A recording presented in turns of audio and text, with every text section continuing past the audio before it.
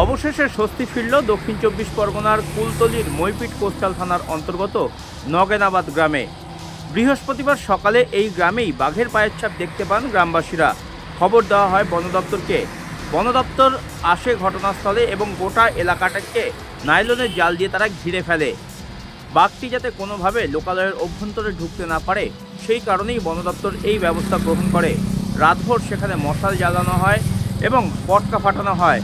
বাঘটিকে ভয় দেখিয়ে বাঘটিকে তার জঙ্গলে যাতে ফেরত পাঠানো যায় সেই চেষ্টাই বনকর্মীরা করেন। অবশেষে শুক্রবার স্বস্তির নিঃশ্বাস ফেলেন তারা।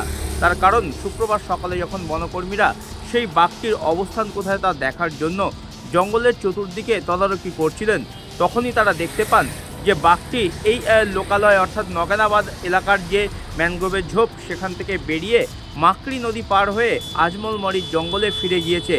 বাঘের সেই ফিরে যাওয়ার পায়ের ছাপ দেখেই কার্যত স্বস্তির নিঃশ্বাস ফেলেন বনকর্মীরা। গ্রামে সেই খবর এসে পৌঁছতে গ্রামেও আসে স্বস্তি। গ্রামবাসীরা বন দপ্তরের এই উদ্যোগকে সাধুবাদ জানিয়েছেন।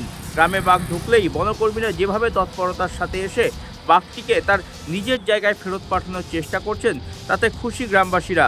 দক্ষিণ চব্বিশ পরগনা থেকে প্রসেনজিৎ সাহা, নিউজ টাইম।